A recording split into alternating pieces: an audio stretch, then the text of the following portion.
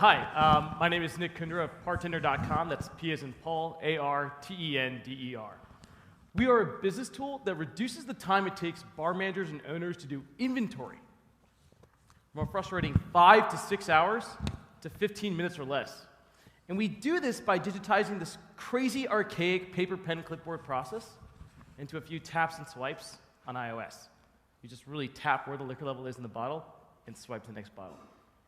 Now, as a result of being so fast, our customers have actually increased their bottom lines by 6% in under 3 months simply by being able to do inventory multiple times a week.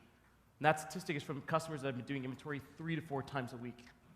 Now, why is inventory so important to do? It's because there's a 23% shrinkage in the industry, an inventory loss due to overpouring, employee theft, and so much more, that occurs because no one is watching the liquid assets that are sitting on the shelves, because the process of doing inventory is so difficult to do that no one either does it or it only gets done once a week or once a month. With this, people are doing it so often that they're actually getting that control and transparency over the bar and immediately identifying any shrinkage and cutting those losses. Perfect. All right, let's jump into the questions here. You got 3 minutes to answer the first one. What 3 pieces of information would you like to share that you didn't convey yesterday? Okay, so the market right now for places that serve alcoholic beverages is 987,000 establishments in the US.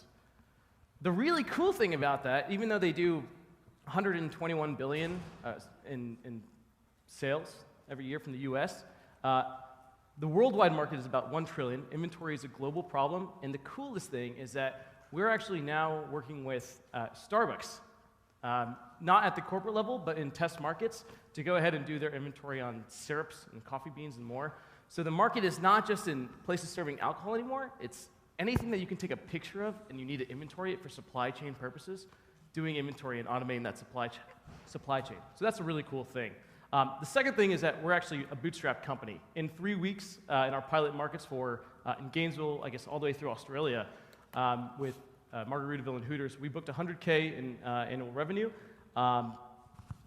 And we've been all working off sweat equity as a bootstrap company, and we love it. We're really young. I think the average age is 23 on our team, so it's cool that we're bootstrapped and still making pretty big strides in the industry. The third thing is that starting today, to everyone, we know word of mouth in the industry is super critical and super important. So to anyone who refers a customer over to Partender.com and they sign up, there's a little how field. And if they sign in saying that your name referred to them, we'll go ahead and give you 5% commission for the first 3 to 6 months. And that's for all of our plans, from those that start at $99 a month up to $8.99 a month, depending on the customer's business's needs. All right. Next question. What's the biggest challenge your startup faces, and how are you going to overcome it? So the biggest challenge we face is sort of twofold. In hospitality, distribution is very tough, but it was also very difficult for us because we only had one tier that we were offering, and that was like an $8.99 solution. And we had a lot of customers really excited about that because it offers a ton of accounting analytics. What we kind of recently did was switch things up over at 500 startups and now have this $99 tool that I told you about, which allows even places like Velveteen Rabbit down the road, a small craft cocktail bar, to do inventory in 15 minutes. And they don't need all the extra accounting things that a Margaritaville might need, so they can pay $99 a month and still get a ton more transparency over their bar without having to pay the remaining amounts. So that's really cool because it allows us to distribute even more. We're actually working with Clover Point of Sale.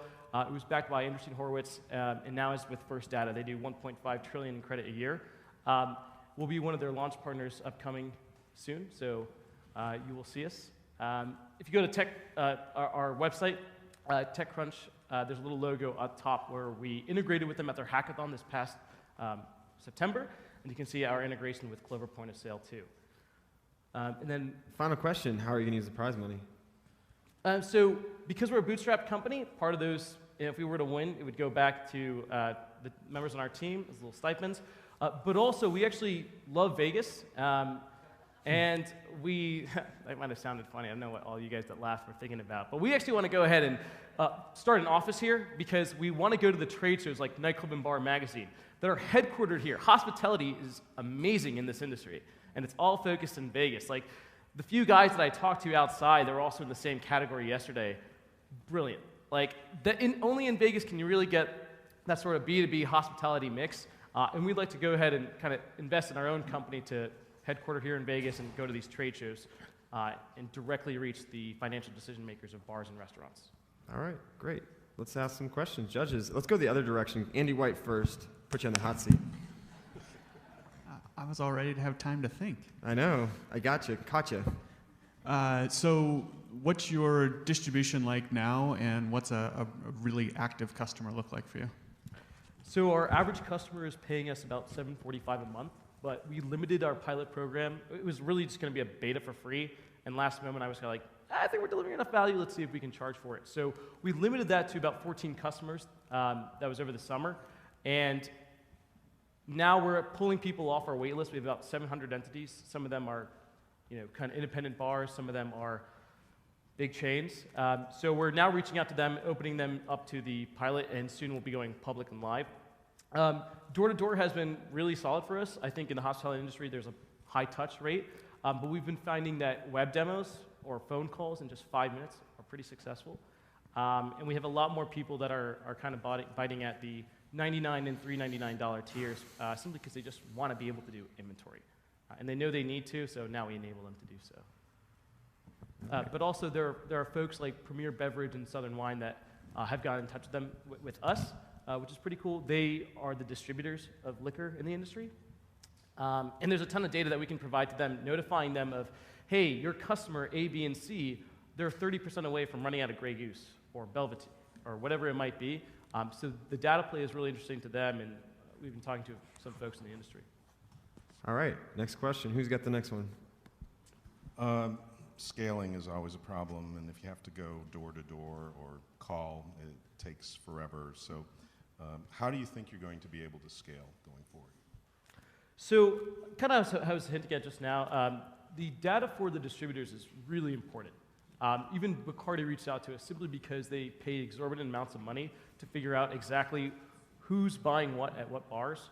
To give you an example, I won't name any names here, but there are some folks that actually end up piloting their liquors at certain markets, right?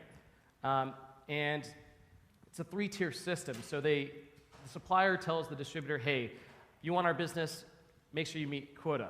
And you have to have all of your companies, all of your bars and restaurants pay a certain amount of dollars for our product.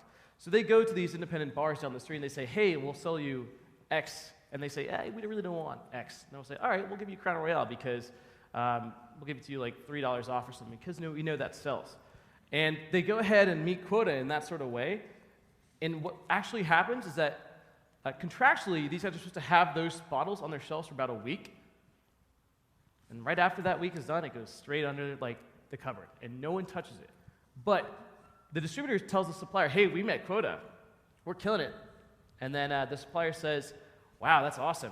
Let's go ahead and ramp up our distribution and supply chain. We're going to mass produce this thing because it works so well in test markets, and you're not going to be expected to push 3x the amount.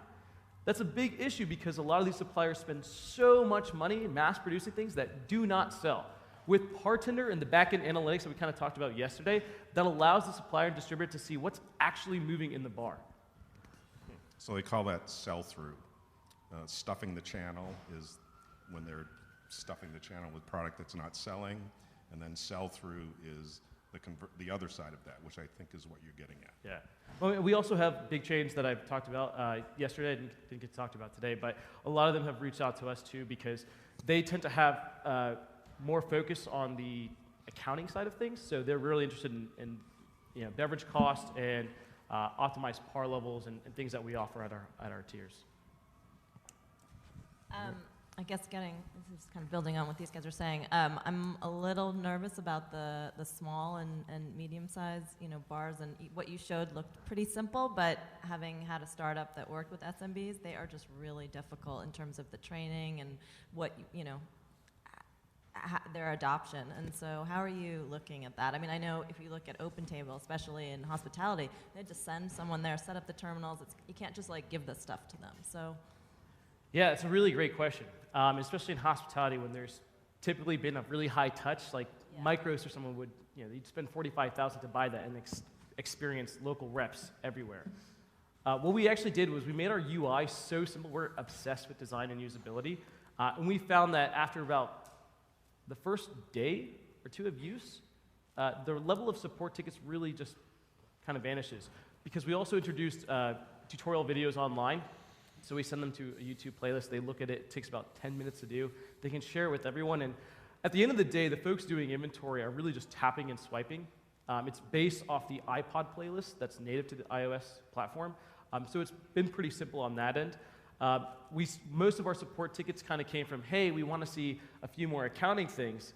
And this week we're launching those features out to them, so I guess publicly. So we're excited with that. I think word of mouth, though, has done the most for us. If we look at our wait list, we see that those that did sign up have been referred by others that were using us, and it kind of just spreads. The hospitality industry is very tight like that, and it's nice that our onboarding process is pretty seamless because we've automated it with video tutorials. All right, next question. Yeah, so the question is around defensibility. So is there any sort of network effect or something, or what happens when the next guy comes along and puts this feature into a larger solution? Yeah, we aren't the only people that have been solving this problem or trying to solve this problem. There have been people out here since like 1993 trying to do the same thing. I think the difference with us is that although we have IP, we're really focused on the business logic. Because, we're also focused on the design side of things too, because you can't actually have over-engineered technology that's been produced for the past 20 years go out into these bars and restaurants and expect them to do the same thing. Couldn't they copy your UX? I mean, the key is the swiping, filling thing. Yeah, so they could try to mimic it, but there are very subtle things that we do that we've learned the hard way, I guess, that allow us to move a lot faster. And through these partnerships that we're making, should see a lot of buzz in about 4 weeks, we're looking at high expansion and growth. In the past couple months, I guess we've really been talking to those folks that can allow us to go a lot faster, create that switching cost, and be the first to the market. All right, let's hear it for Partender. Thank you, appreciate it.